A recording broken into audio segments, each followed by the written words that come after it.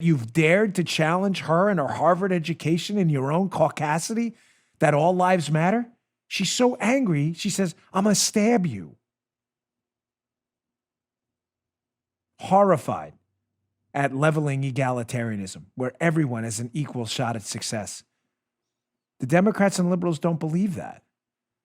They believe the only shot at success is going to a woke Ivy League college, and they will coach you, you dopey deplorables, into the promised land. And if you disagree with them, they're going to stab you.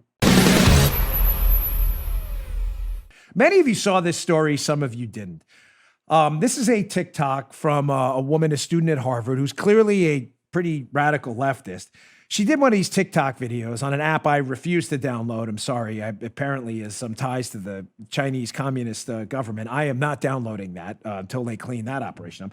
But it's very popular amongst the kids. It's just a video app. You can do little videos. You jump around and stuff.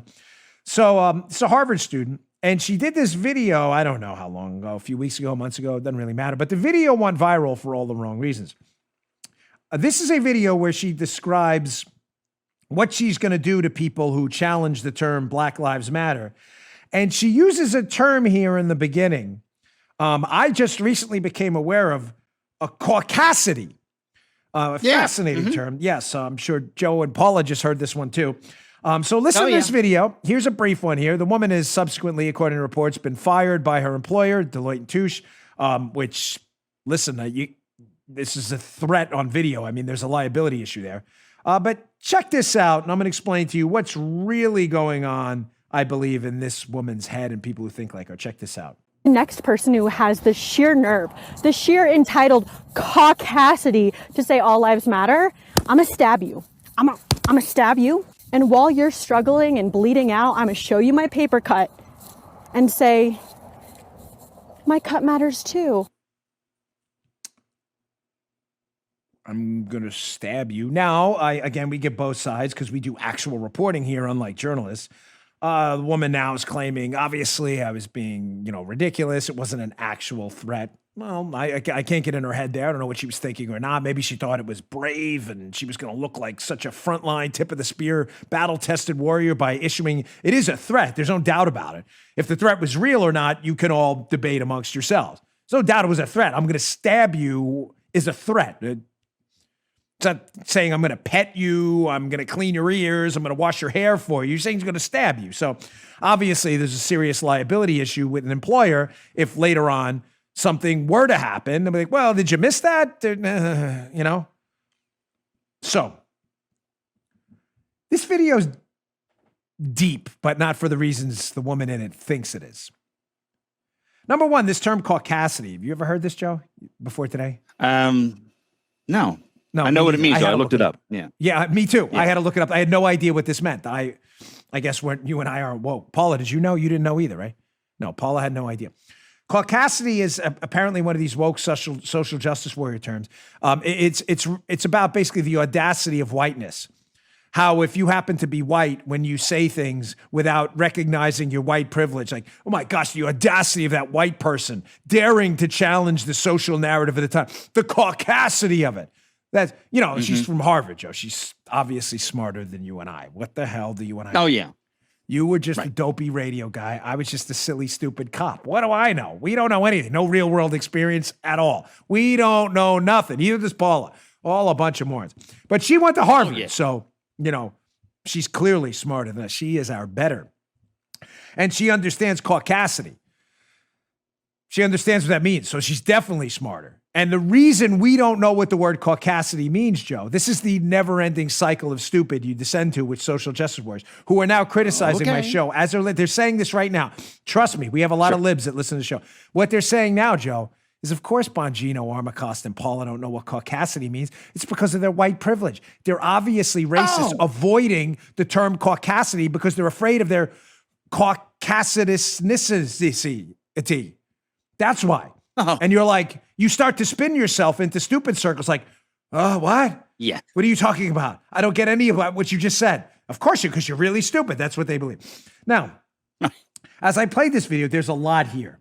There is. It may sound like just a dopey, silly video by an uninformed, Harvard student, but it reminded me of a book both me and the great Andrew Wilkow hosts a show on Sirius XM. We both love. It's probably, outside of the works of Thomas Sowell, it's probably my favorite book. The book is called The Revolt Against the Masses by Fred Siegel. It's not my book. I have no financial interest. I've never met Fred Siegel in my life. I don't know him, never communicated with him. All I can say to you is this book is a life changer. If you're interested in the deep, dark path the Democrat Party has taken to get to where they are today. The premise of the book, because Paula asked an interesting question. She said, if you're going to cite the book, what's the book about? I'm like, that's a good point. The book is about simply this. The Democrat Party, specifically the liberal wing of it, hates the middle class. They always have.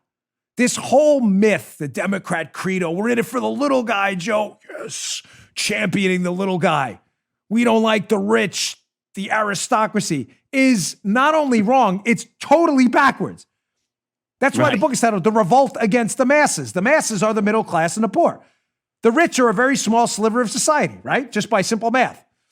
The richest among us, the 1%ers, they go, are a small number of people. The masses are everyone else. The left hates them, can't stand them, has never tolerated the middle class.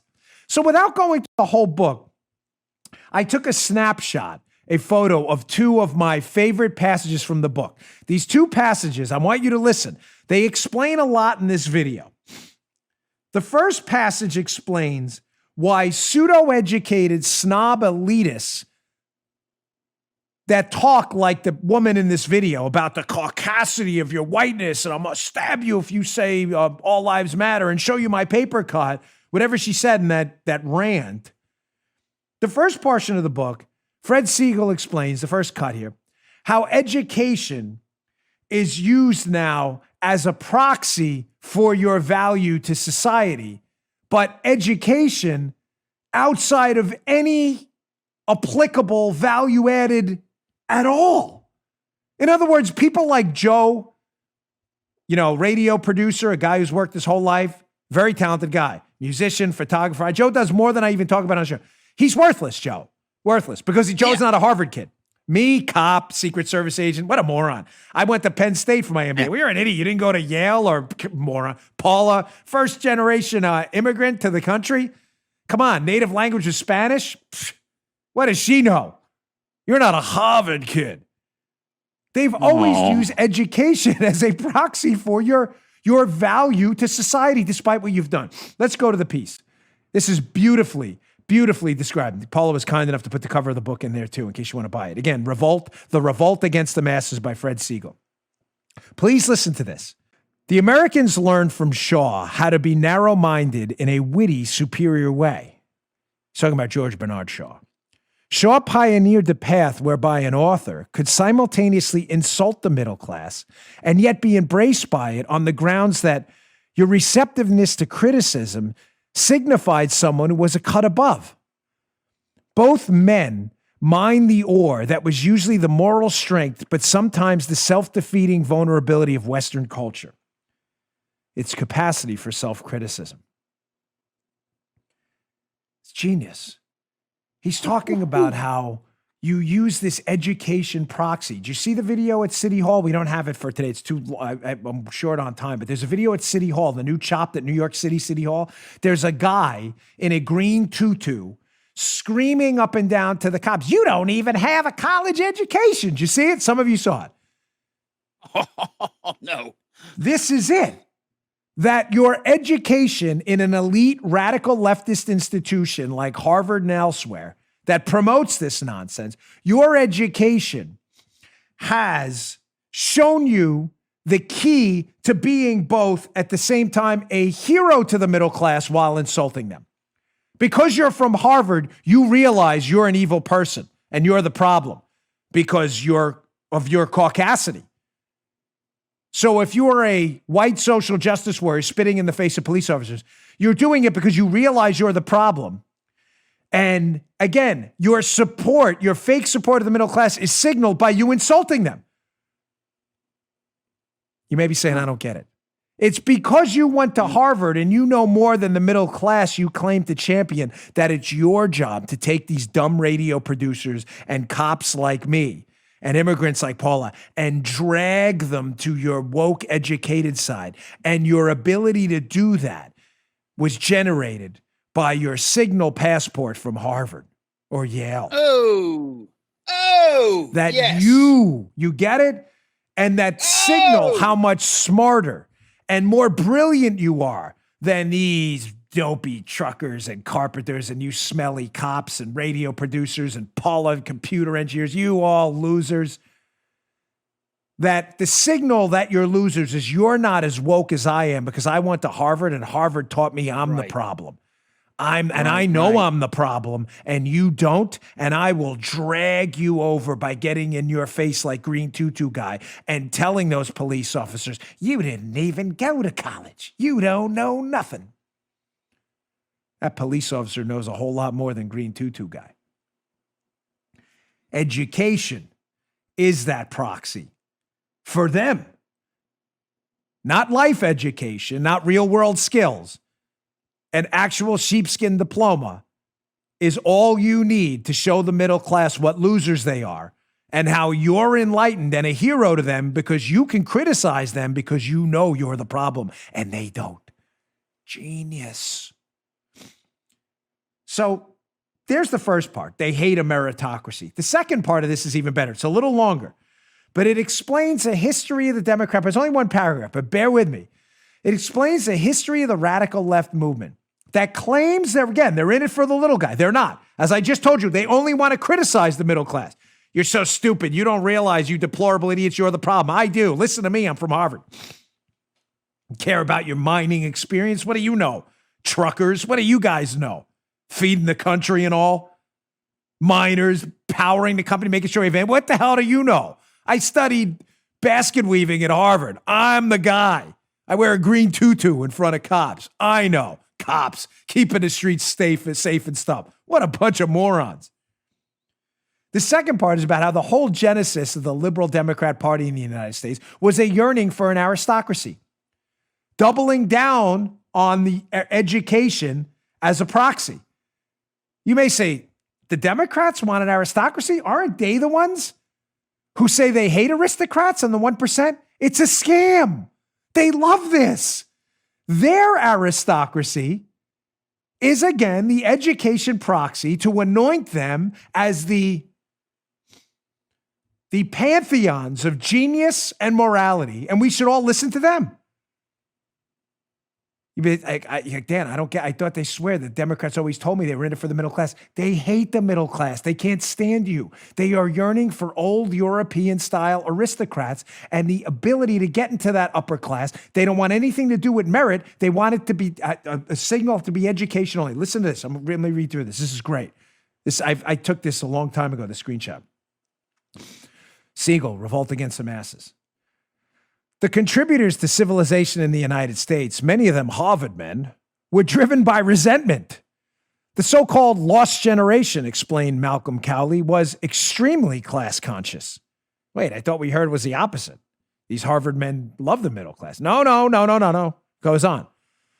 Like Bourne, these Harvard men had, quote, a vague belief in aristocracy and the possibility of producing real aristocrats through education, Cowley said. They went to Europe to free themselves from organized stupidity, to win their deserved place in the hierarchy of intellect. They felt that their status in America, wait, as we talk about this, pretend he's talking about social justice warriors right now, and this will make sense. Well, even though we wrote this book years ago. They felt that their status in America's business culture was grossly inadequate, given their obviously exceptional intelligence and extraordinary talents. Their simmering anger at what they saw as the mediocrity of democratic life led them to pioneer the now commonplace stance of blaming society for their personal failings. Animated by a patrician spirit, they found the leveling egalitarianism of the United States an insult to their sense of self-importance. Maybe the greatest paragraph in the history of written material laid down in book format. There's so much there. In the interest of time, I'll give you the key takeaways. Democrats can't stand you or the middle class. They revile you. They hate what he calls the leveling egalitarianism of a meritocracy. What does that mean? Let me translate it for you. What do you mean I have to work for a living to be in the aristocracy in the United States, to get rich and own a private jet? I'm smarter than you morons. You didn't even go to Harvard. What do you mean? A guy like Joe can go and become the podcast engineer for the second biggest show in America without having gone to Harvard and make a decent living for himself and his kid? That's leveling egalitarian. Meritocracy, my arse. Joe doesn't deserve to be in my presence. I'm a Yale student with a social studies degree. What does Joe know? Musician, photographer. What an idiot. Damn Bongino. How dare he lecture America with his podcast? Moron, cop, Secret Service guy, a business owner with a successful business. Come on, his degree was from the City University of New York. What an idiot. They hate a meritocracy. They hate it that the middle class, by going to an educational facility, whether it be a trade school or a college, can educate themselves and work hard and build their own business without going to Harvard and getting a degree in 19th century women's studies. They hate that. The left hates a meritocracy. They yearn for the days of an old school European aristocracy where you'd get a gentleman's C in school and you would be passed down and knighted and you would lead the great unwashed deplorables into the promised land. That's what they want. These are the new aristocrats. They think they are. The social justice warrior, caucasity crowd. Offended to the point where she says, I'm going to stab you if you actually challenge the assertion that all lives matter. The rage in her face. Ladies and gentlemen, go to my YouTube, please. YouTube.com/Bongino. Please watch the video. If you've listened to the show, just fast forward to the part. I'm not worried about the views or anything like that. Go to the part, watch the rage in her face. Watch the rage at the statement, all lives matter. The rage. So angry, you've dared, you gross, deplorable, middle-class truckers and everything out there, that you've dared to challenge her and her Harvard education in your own caucasity, that all lives matter. She's so angry, she says, I'm going to stab you. Horrified at leveling egalitarianism, where everyone has an equal shot at success. The Democrats and liberals don't believe that. They believe the only shot at success is going to a woke Ivy League college, and they will coach you, you dopey deplorables, into the promised land. And if you disagree with them, they're going to stab you. You just heard Dan Bongino.